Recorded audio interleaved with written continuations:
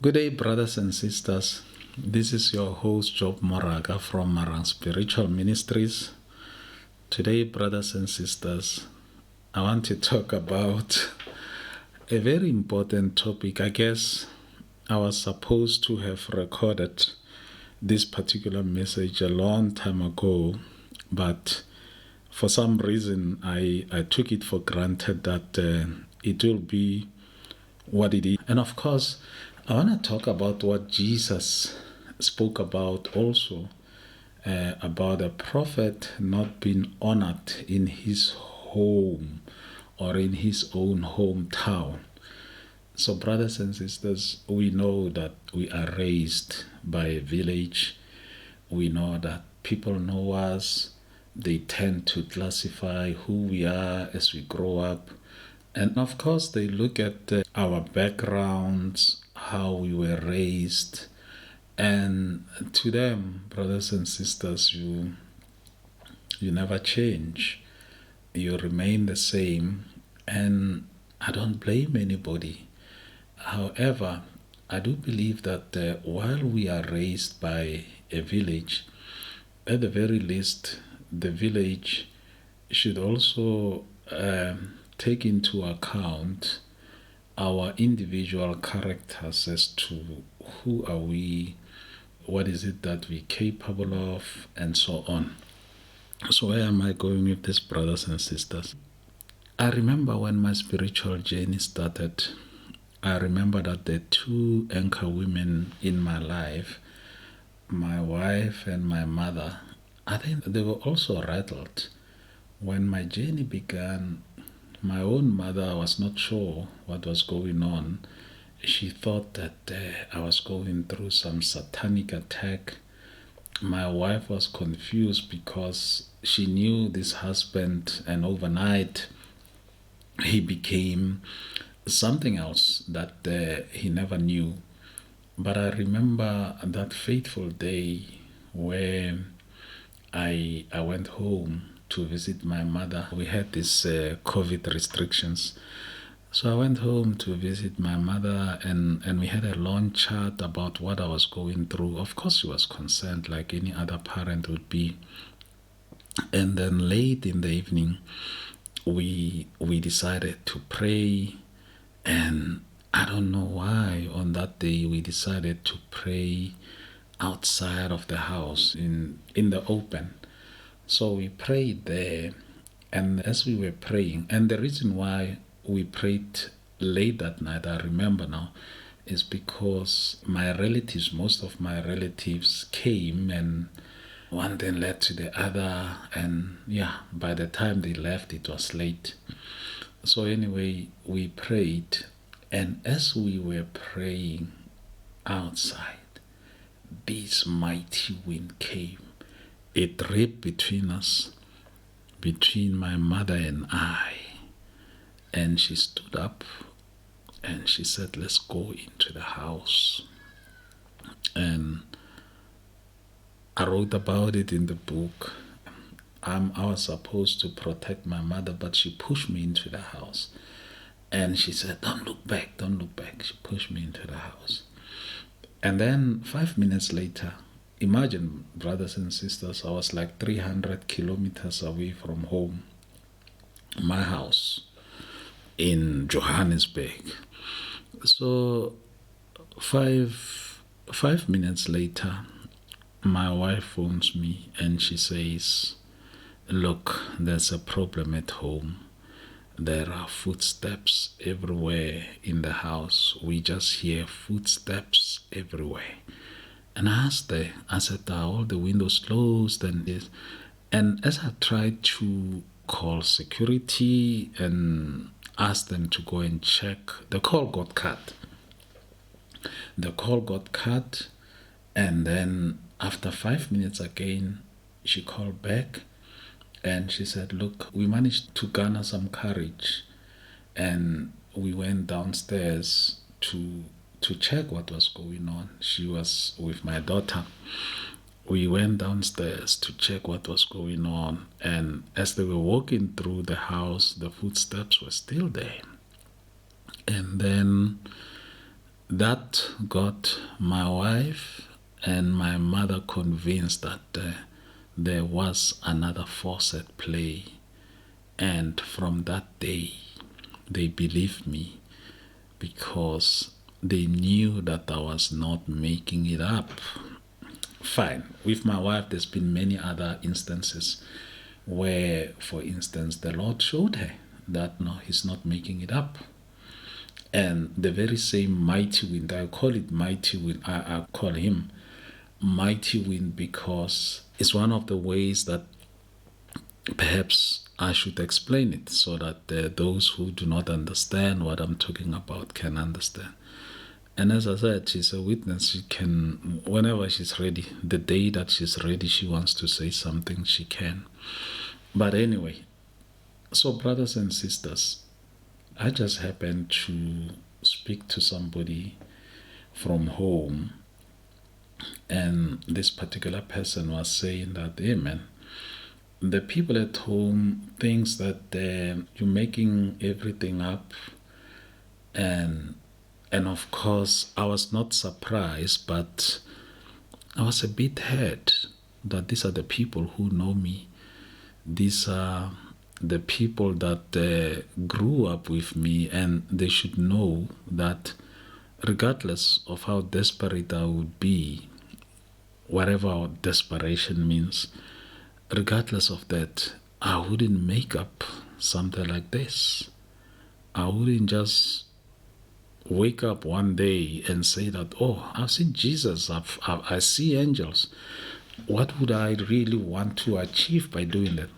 Look, it's good enough if they don't believe that I'm a prophet or they don't believe that I'm a pastor, but what I see in the realm of the spirit and the journey that I've been through, at the very least, they should have cut me a slack to say that we don't know.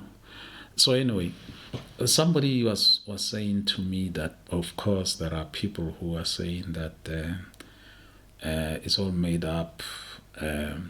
Within my clan, the Moraga clan, there has never been an apostle. Within the Moraga clan, there's never been, I don't know, a pastor or an evangelist or a prophet. So let me clarify a couple of things. Brothers and sisters, I know what I am. I am not a prophet. I've said that many times. I am not an apostle. I've said that many times. In fact, I am neither. I am none of those fivefold ministries that are spoken about in the Bible. I'm not part of it. I know what I was told that I am, and I know that I'm heading towards it at a fast pace. But again, brothers and sisters, let's just examine the rationale. If somebody says, no, he's not a prophet or he's not an evangelist or whatever it is, because in his family or in his land, there has never been anyone who was an apostle or a prophet. So brothers and sisters, right away, I'm sure you can establish that is not a biblical argument. That is just a personal argument which is directionless. We know about Amos. We know the story of Amos. Amos said that he has never been a son of a prophet. Amos said that he was not a prophet himself. He was a farmer of the sycamore tree. So it is in the Bible. It is in the Bible. I'm not thumbsucking something that is not in the Bible. That is what he said. And brothers and sisters, what about the people that God approached, those who were approached for the first time, like Jeremiah, where God said, Jeremiah, I knew you before you were formed in your mother's womb. There is nowhere in the Bible, whether you read Isaiah, Jeremiah, or any of the other major prophets or the minor prophets, except, of course, for Amos, where we are told whether their parents were prophets or not. Maybe there is, I don't know. But brothers and sisters, it does not make a difference Moses, we know that he was also a prophet, but we also know that his parents were not prophets. Abraham, we know that his father was not a prophet. So, brothers and sisters, that's a clumsy argument. But anyway, going back to what I just said, Jesus was rejected by his own people. So I expected that my own people will be the first ones to reject me. And as I've said, it was even difficult with the two anchor ladies in my life. And for a good reason, I became a different person overnight. And they had a reason to be concerned about me. And obviously, the first thing that people will always be concerned about is your mental health. People will be concerned that, is he okay?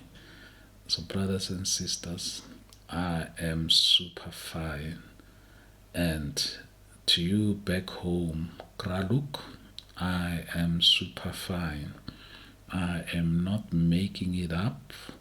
And of course, you've got the two jobs. You've got the job that you know before my spiritual journey began, and of course you will have an opinion of who that job should be. But who doesn't have faults? Who doesn't have weaknesses? We all have got these big locks in our eyes, and always we want to remove some small splinters that we see in other people's eyes. I think it's good enough for me to accept that a prophet is never respected in his own hometown. We know it happened with Jesus himself. Nobody wanted to accept him. Nobody ever thought that he could be what he said he is. I just wanted to help my people back home. I love you because one day, I may live amongst you again. You'll never know life. So I want you to accept me the day that I come back. I want you to know me for who I am, for telling the truth. I am not making it all up. It was something that was decided long ago, even before I was born. It has always been my destiny. It has always been my destiny, like it was a destiny with Jeremiah. Going forward, you will see the power that I'm talking about, and then you will see the acceleration to who I truly am. Yes, I am not a prophet, and yes, I am not an apostle.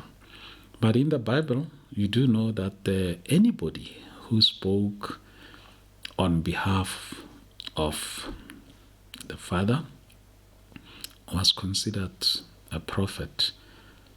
So we need to remember that. But I am not claiming the title. I know who I am and what I am. And I know that it is probably 3 years ahead of me. But it's going to be exciting as it happens. Thank you, brothers and sisters. We are all raised by the village. But again, the village may disown you when it comes to matters of faith.